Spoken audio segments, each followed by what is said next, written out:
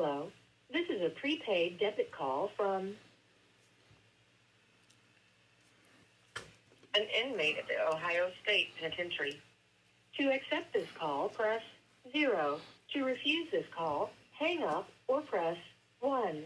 To prevent calls, this call is from a DRC correctional facility and is subject to monitoring and recording. Utilization of an unapproved application and three-way calls to communicate are strictly prohibited and a violation of DRC policy. Thank you for using GTL. Thank you for using GTL. All right, let's go. You remember where you left off at, big bro? I left off going to ADX. Okay. So when you went to ADX, what happened from there?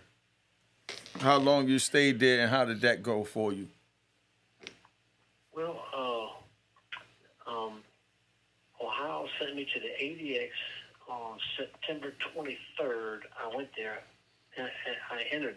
What year? September 23rd, 1995, and back then it was a 4-year program, and that's where I met you over there, like 96, I believe. Mm-hmm. J unit together, and then K unit. I did 4 years there, about 4 years, 3 years, 8 months, something like that, and they sent me to USP. Florence, Colorado, down the hill from the ADX. And I was there for about 9 or 10 months, and I still don't know to this day why I got sent back to the ADX. They just told me it was confidential information. So I think that somebody I don't know, they told something on me that shook the administration up, and they decided they was going to send me back to the ADX. And like I said, you know how that confidential informant stuff is. You don't never know what's going on. So I went back, did 4 more years, and then they cut me loose and sent me to USP Terre Haute in Indiana. Not the old Terre Haute, before they built the new Terre Haute. And I went there in 2004, and in February of 2005, one of my homeboys from Ohio got into it with this dude named Savage. He grew up in tough man contests, and he became a mixed martial arts fighter. So, and he was racking dudes up pretty good in the block and everything when he get in a fight with them. Anyway, him and Jay gets in an argument, one of the homeboys, and the guy goes back and puts his steel-toe boots on and puts his fighting gloves on, and you could tell he had a knife in his pocket. And he comes down there in Jay's cell, and they end up getting in a fight. But like I said, the dude was a pretty damn good fighter, man. And Jay was holding his own, but he was taking a beating, and you couldn't see too good in it because it was an old joint, man. They had these little yellow light bulbs. You really couldn't see in there that good in the cell. So when I see what I saw, I felt that I needed to go in there and help the homeboy. So I ran on in there, and I had a pipe with me, and I tuned the dude up a little bit with the pipe. And he hit me with some good shots and everything. And I didn't know it at the time, but Jay's arm was broke, and he had to get some pins put in it later. I didn't even know that, so good thing that I did go in there. And so I get to go down, and he falls to the ground when I hit him, kind of hit him a couple of nice times in the head. And then he goes, all right, I'm sorry. And this he's just trying to get enough time to get his bearings together before he can start fighting again. So I said, yeah, I know you are, but we still got to go through this. And so I wrapped him in the head a couple more times, knocked him all the way out. And his skull was like opened up, and you could see the juice come up out of it. And so I was hyped up on just because of what was going on. And so I drug him out to the cell, and I picked him up and tossed him off the top tier by the BET TV. And they ended up taking him to the hospital. And when they X-rayed him, they found he had this plug in his rectum where he had a cuff key and tobacco and stuff. So that showed premeditation that he was going to the hole. And then on camera they had him going, putting on the steel-toe boots coming out with his fighting gloves coming down to another person's cell. So that's why I didn't get indicted on that, because that was, it showed he was the aggressor on everything. And but yeah, they had to give him a whole new top of the head, plexiglass head, because his skull was so damaged. They tried to save it and grow bone fragments in a petri dish, but then it got freezer burnt. That's what the guards were saying. It got freezer burnt, and they couldn't use it, so they gave him plexiglass head, and his brain was damaged. They had to cut a third of his brain out, so his equilibrium was messed up. And they spent about 6 years in the medical facility in Springfield, and then he went to another joint and lived in one of those disability blocks. Mm. And then I went back to the ADX, into the control unit. They gave me 48 months in there, so when I was at Terra, I had to do 13 months in the hole until they said we're not indicting him on this. And then I went back and they gave me 48 months in the control unit. And then from there, I went to Hazleton, West Virginia. Mm. And what was that like in Hazleton? And how did you leave there? I liked it. Yeah, I liked that joint. And when I first went there, this is after leaving the ADX 3 times. And actually, Washington is the one that lets you out to control it. And they told me, you've been here 3 times.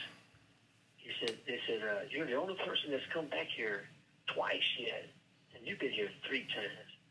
Said, if you come back next time, you're going to be here for a long, long, long time. Like that. And so anyway, when I get to Terre Haute, I'm all right for the first few months, just kicking back and doing my thing. But then, guys started coming to me, and I'm like, man, it's fucked up on this yard. Because the shot caller was a gang. He was a gang dude. And they were saying, man, he's doing some fucked up shit. There's some stuff that makes you go, like, what the fuck's going on here? And anyway, it got real, real bad and stuff. And one day, there was about 15 dudes come to me, and they were like, man, something's got to be done with it. I said to them, man, look, I just got out of ADX for the last time. They said if I come back to the next time, I'm going to book solid. I said, all you do is take care of your business.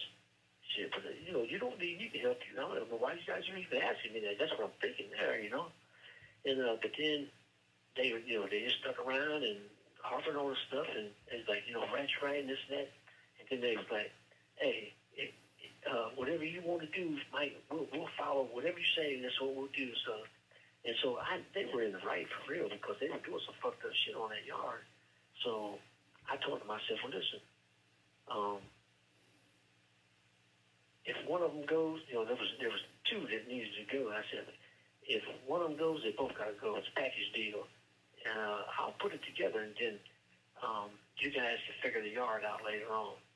So they said, cool. So 45 minutes later, we all went out to the yard and everything, and I coordinated everything and told everybody what they needed to do. And they went, I sent some guys to the block to tell the shot caller that he needs to come to the yard. There was an incident out there, and when he came out there, 3 dudes beat him up so bad, knocked him out about 3 times, and put him on a stretcher.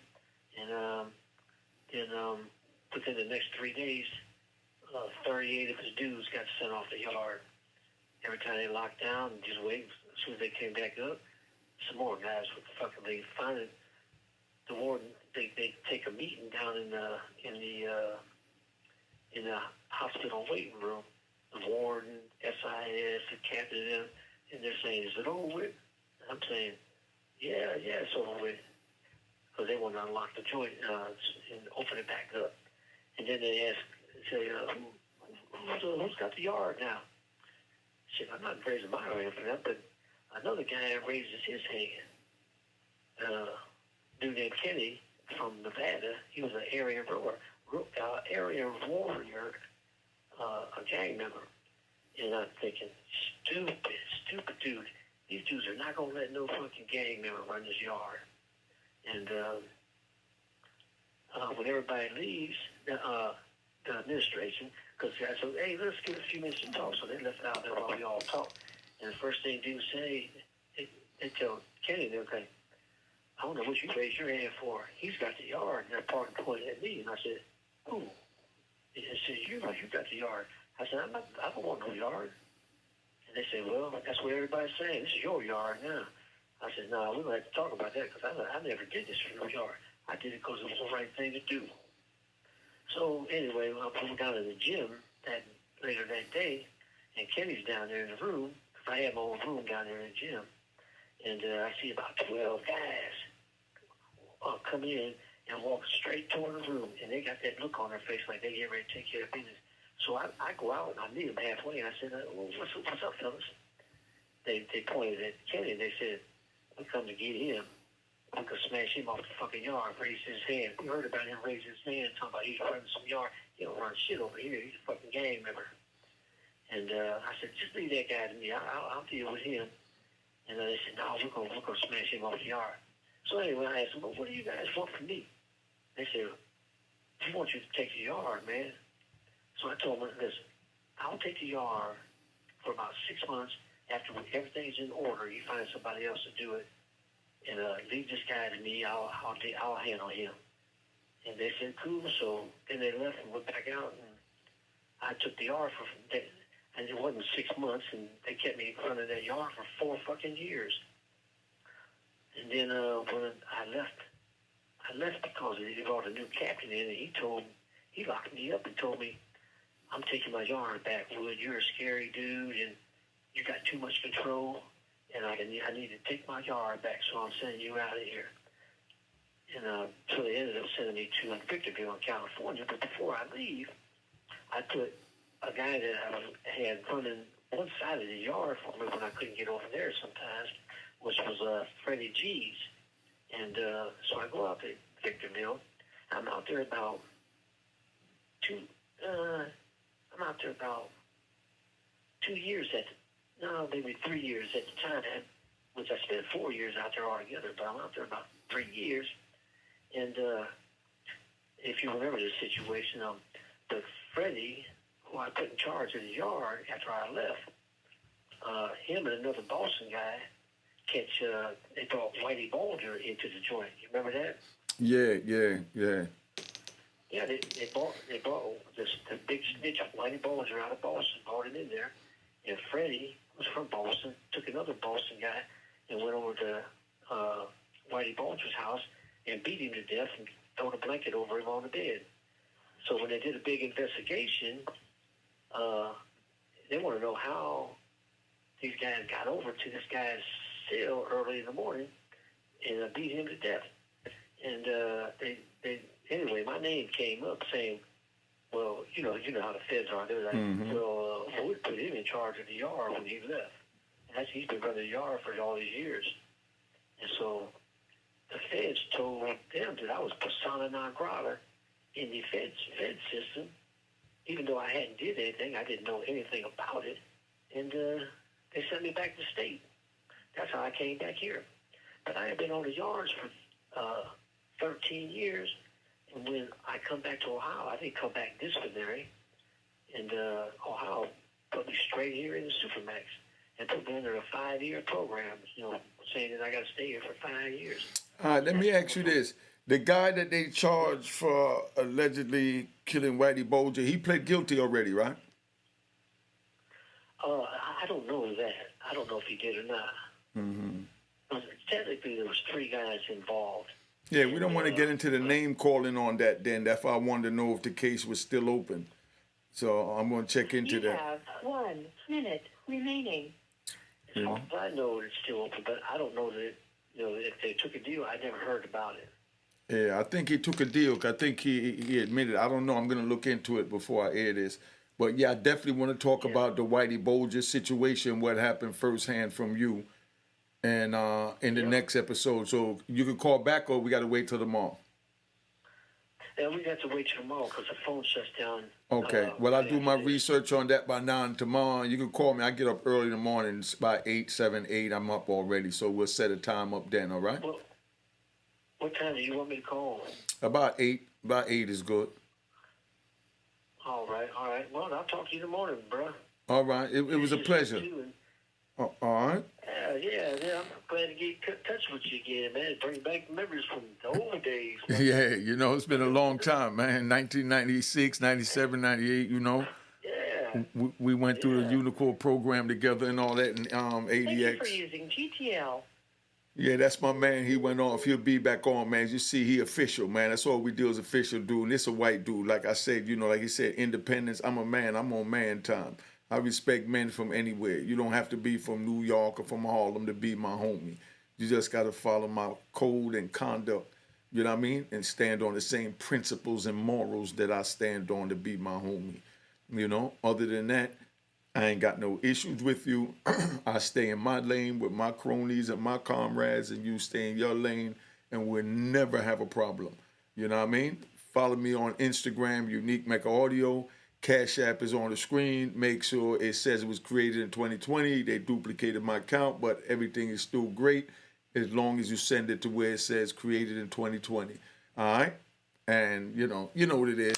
It's a pleasure, man. You know what I mean? It's a pleasure coming in, giving y'all this good content, letting y'all know what time it is. All right? All right? So now we got to give you the outro. All right? Cheers, toast the crime, toast the crime, the crime, the crime, the crime. What?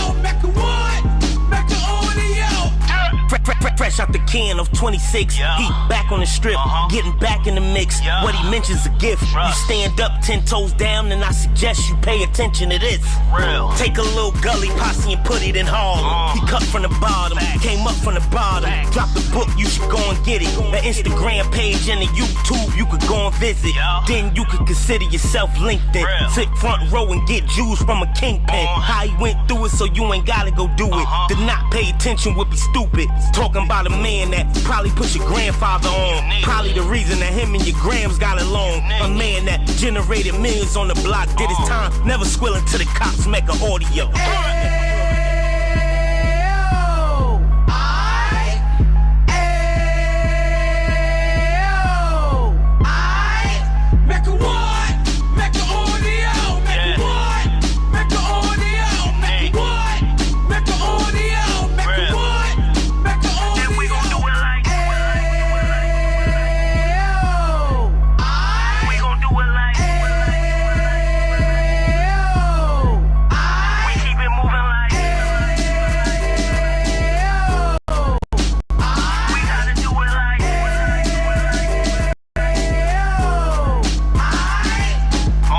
Get it live like 2 G's in the 90s. Drop top beamer so shiny. I let shorty go, she was whining.